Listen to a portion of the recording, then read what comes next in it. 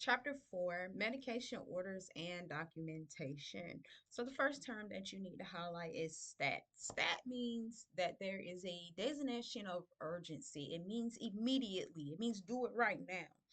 So, if we get an order from a physician and he says stat, that means that he wants you to administer that med right then, not later.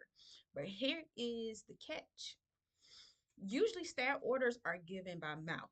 So it's either in person or we're on the phone. Since you are not licensed, you cannot receive verbal medication orders. All of your medication orders have to be written or faxed to you. Okay. But if your physician is in house and he wants to give a stat order, he would have to give it to the nurse. Okay. So just remember stat means urgency, it means immediately. Okay. All right. Going on to the next slide here.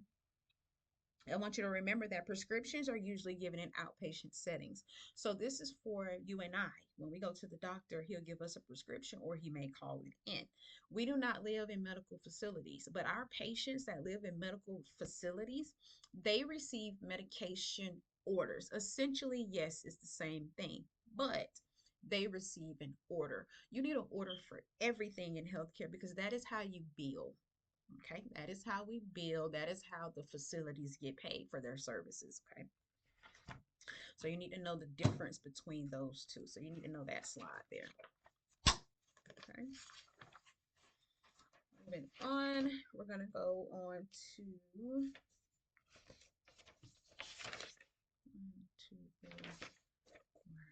6. Slide 6, I want you to highlight that. It says medication aides should not receive stat medication orders or administer emergency medications. I just went over that with you, but I want you to highlight that. And then we're going to move to slide 8, where it says list the elements of a complete medication order. The elements include we must have the resident's name and date of birth. The name and date of birth is called two patient identifiers. Okay, so we got to have the resident's name and date of birth, and we have to have the physician's name. Okay, after that, we need the drug name in the order. So we have to have what is the medication that we are going to give. Okay. The strength, is it going to be 350 milligrams? Is it going to be 100 milligrams, 300 milligrams, right? We need to know the strength of the medication that we're giving.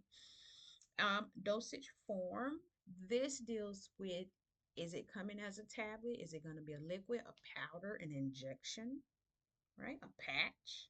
Okay, that's what it means about the form, dosage form. Dose is how many of these tablets that we're going to give. Okay, one or two. And then directions for use. The directions for use is going to tell me when to give that med, when to hold it possibly, right? How often to give it. Okay. So an example would be, we'll take a look here. All right, so you'll see my son's name. He had strep throat. So you'll see his name. So we have the patient's name. And then we have the physician's name, which is on the front here. But on the front, you probably can't see that. We got the physician's name. And then here's the order. So here's the drug name, amoxicillin. Okay. The next thing is the strength. So he's going to take it's 400 milligrams per 5 mLs. Every 5 mLs is going to have 400 milligrams in it. Okay. And this is a suspension that's reminding me to shake it. Okay. So we're going to give him that.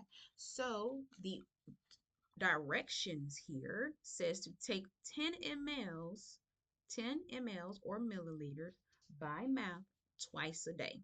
That is my drug order.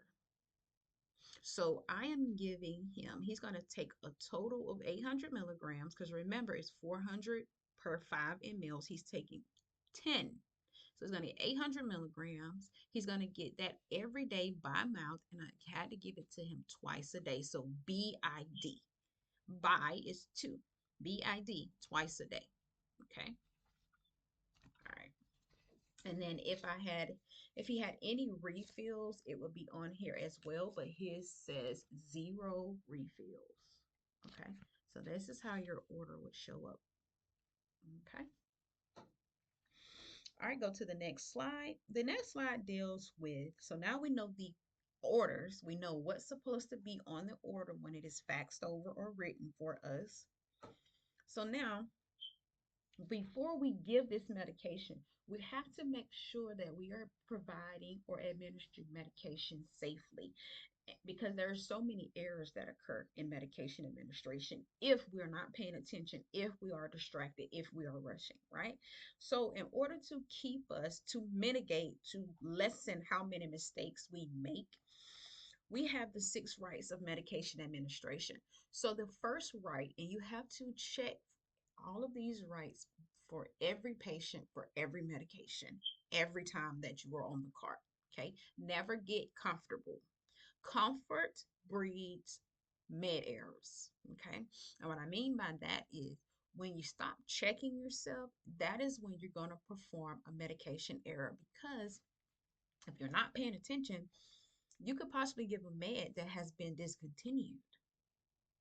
And so that means if it's discontinued, you no longer have an order for it.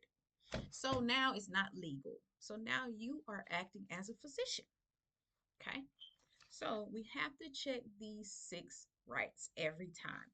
The first right is the right patient. How do I verify that I have the right patient? This is how you do that. Hello, my name is Miss King. I'm going to be your nurse today. Could you mind verifying your name and date of birth?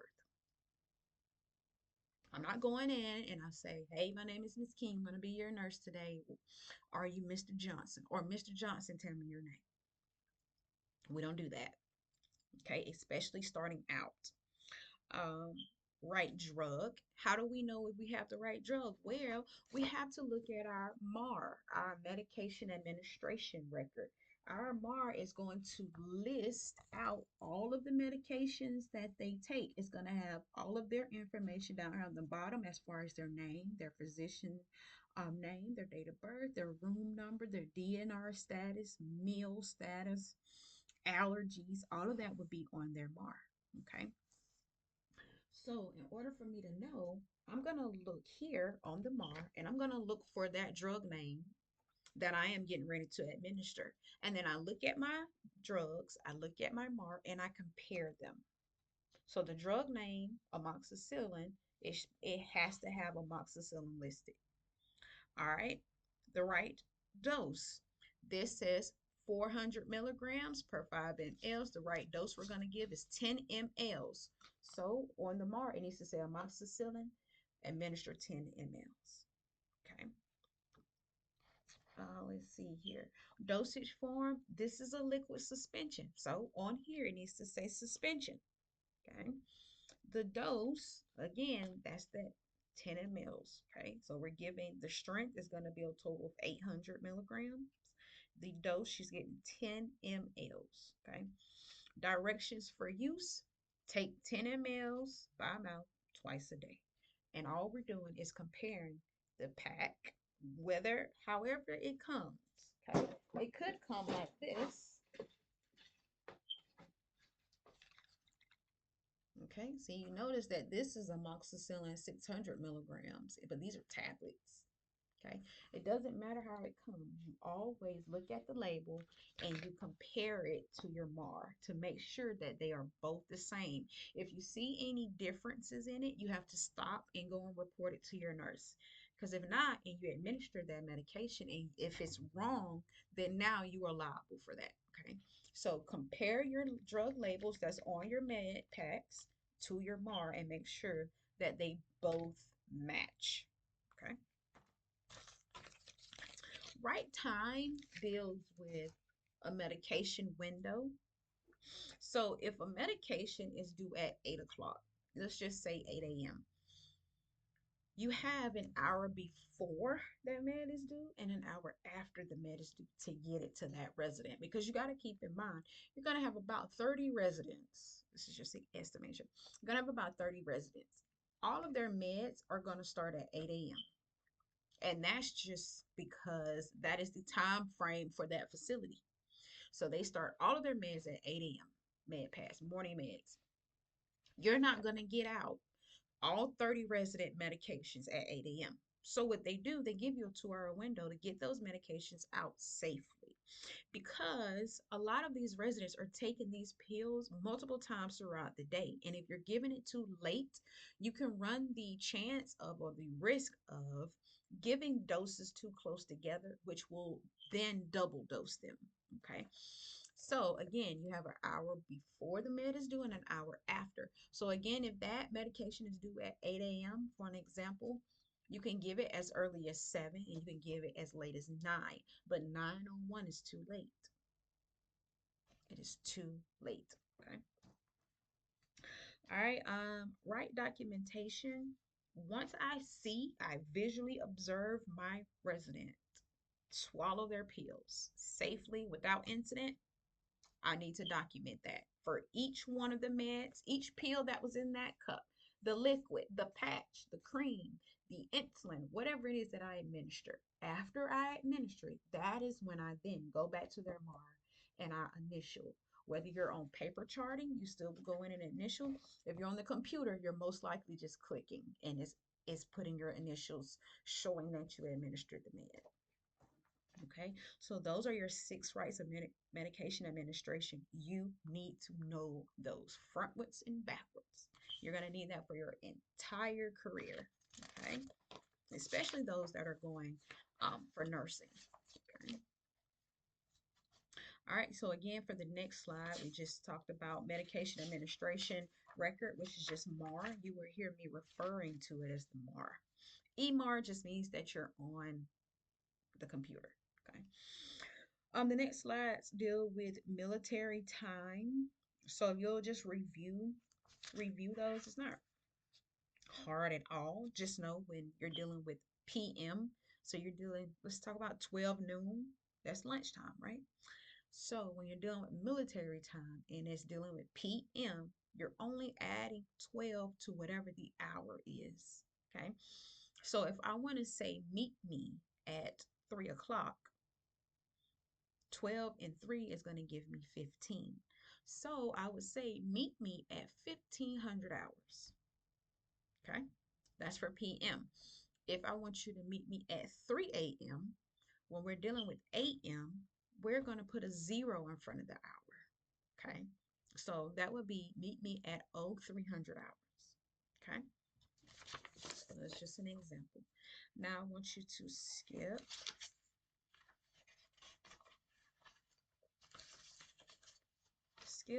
to the slide that shows your MAR. So the slide that shows the MAR that looks like this. Okay. So when we're taking a look at this MAR here, you'll see all of the residents' information at the bottom of the screen there. And I think his name is Jim Johnson. He's a DNR. He has his room number down there, his date of birth, his doctor's name. He's on a general or regular diet. He has no known allergies. And then we see his diagnosis. These are important because his medications are going to match his diagnosis, right? So the first one he has, I believe, is hypothyroidism. So with the hypothyroidism, he's going to take levothyroxine. Levothyroxine, you can almost see it spelling thyroid in the middle of that. It also goes by Synthroid. Okay. You'll see that it is scheduled for 6 a.m. Usually it's scheduled Synthroid. This is pertaining to Synthroid.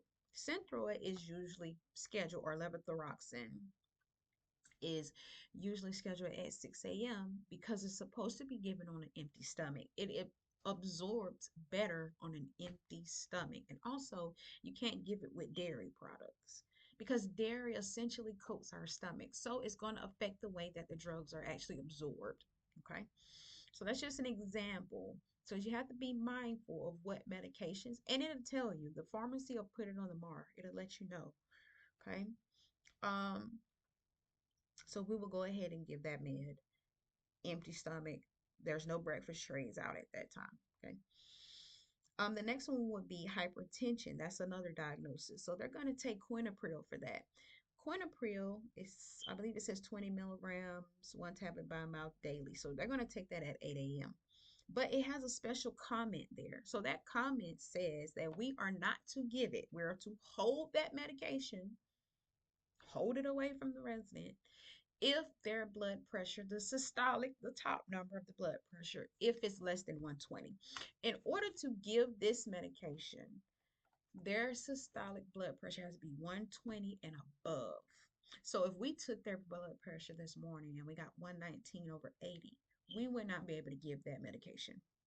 Okay? So that is just an example there. And that would be how you would read your MAR.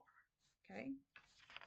If you skip over to the back side of that MAR, which looks like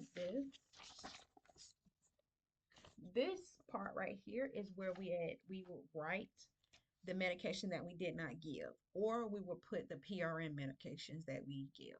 PRN medications do not have a certain time that it has to be given because it's by request. The patient, sorry, has to request that medication. So since it does not have a time, we still have to document that we gave it. So we will turn on the back of the MAR if we're paper charting, and then we will write the date and the time that they requested it and the medication that they requested. Then we have to put why they requested. The reason has to match the order. If the order says that the Tylenol can only be administered for headaches, that's the only reason she can request it. It can't be for back. It can't be for um, fever. Okay, if it's not specified in the order, right? So it has to be specified in the order, the reason to which she can ask for that medication. Okay, so there's where we would document that. PRN medications have a follow-up time. So some facilities tell you they want you to follow up in 30 minutes. Some have an hour. So what that means is at 8 o'clock, I administer the Tylenol for headache. At 8:30 or 9 o'clock, I have to go back and ask her, did your head stop hurting? If she says yes, then I document effective.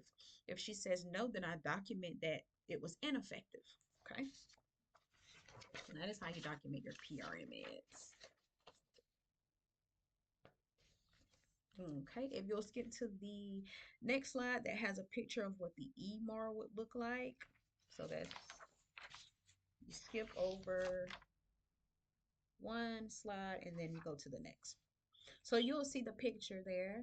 Um, he'll have his picture. It still have the same information on there. You'll see the list of the medications, what time that they are to give it. You even see where the people have already administered these on the previous days. So if you're ever working in a facility where you don't know the residents, especially if you are working in a lockdown unit, a dementia unit where they're confused, don't just assume because they're in that bed that that's the resident. Look at the picture and compare their pictures because sometimes when they're in dementia units, they can't tell you their names. They don't know it. So you'll use their picture to verify that resident. Okay. All right.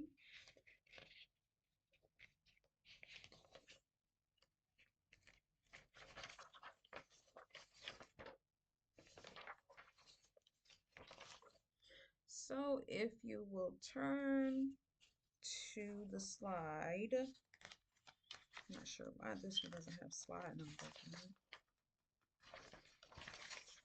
Turn to the slide here that shows the controlled substance log. So if your controlled substance log is on your computer, which is going to be in the computer, and you're going to have to document on the sheet that we keep in binders on the cart. So anytime you administer a controlled substance or a narcotic, meaning like Ativan or Percocet or morphine, things like that, you have to keep a record of every administration and who administered and how much was administered. So we're documenting on this twice. We're documenting on their MAR, and then we have to document on the paper that came with the med. Usually your narcotics will come on a card like this where it have multiple doses on there.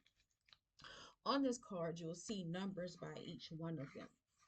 Okay, so when we are checking these Two people have to check them every time. Every time a count takes place, it has to be two people. And so one person is looking at the card, and then the other person is looking at the sheet that came along with the card. It's going to have the same label on it for whatever resident is for. Okay. And each time that we are reading or looking or checking our narcotics, we're looking at the numbers here, here, and here.